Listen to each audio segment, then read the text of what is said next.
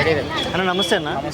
Arjun Tendulkar son of Sachin Tendulkar ఏదన్నా పరిస్థితి పాపం హయ్యర్ ఎక్స్పెక్టేషన్స్ ఏదో ఒక ప్రీ రిలీజ్ ఈవెంట్లో చిరంజీవి కొడుకు చిరంజీవి అంత అయ్యాడు కానీ సచిన్ టెండూల్కర్ కొడుకు సచిన్ అంత అవ్వలేదని ఒక వార్తని ఇప్పుడు ఇక్కడ మనం అప్లై చేసుకోవాలన్నట్టు ఉంది పరిస్థితి.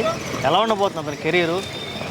చూసుకున్నట్లయితే అంత స్టాండర్డ్స్ అయితే సెట్ చేయలేదు అన్న. వచ్చిన ఆపర్చునిటీస్ కూడా మన రంజీ ట్రోఫీలో కూడా అంత పర్ఫామ్ చేయకుండా, దాని తర్వాత మన ఐపీఎల్ ముంబై ఇండియన్స్ పిక్ చేసినప్పుడు కూడా అంత మంచి పర్ఫార్మెన్సెస్ ఒకటి కూడా లేదు. కాబట్టి కొంచెం ఇంకా తను నేర్చుకోవాలి వాళ్ళ డాడీ నుంచి బ్యాటింగ్ కానీ. మంచి ఆల్రౌండర్గానే మనకు పరిచయం అయింది కానీ ఒక్క ఇన్నింగ్స్లో కూడా బ్యాటింగ్ నుంచి అయినా బాల్ నుంచి అయినా అంత మంచి పర్ఫార్మెన్స్ లేదు.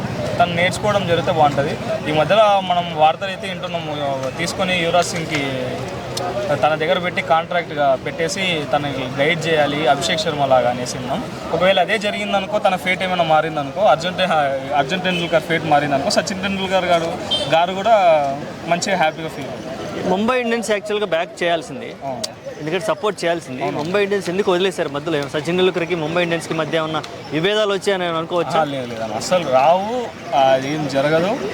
ఎందుకంటే ఇప్పుడు ముంబై ఇండియన్స్ స్టేడియంలో, వాంకడే స్టేడియంలో కూడా మన సచిన్ టెండూల్కర్ గారి అది స్టాచ్యూ పెట్టింది కాబట్టి అది ఏం ఉండకపోవచ్చు. ఎందుకంటే ఇప్పుడు ఒక ప్లేయర్ని సర్టెన్ టైమ్స్ వరకు బ్యాక్ చేయొచ్చు.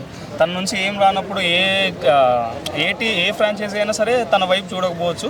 అదే ఇప్పుడు ఒకవేళ మన యువరాజ్ సింగ్ గారు అంటే పెద్ద గొప్ప లెజెండ్స్ దగ్గర ట్రైన్ చేయించి తన ఫేట్ని మారిస్తే. సచిన్ గారికి చాలా అనుభవం ఉంది, ఆయనకి బాగా అన్నీ తెలుసు, ఎక్కడ ట్రైన్ చేయాలి ఏంది అని.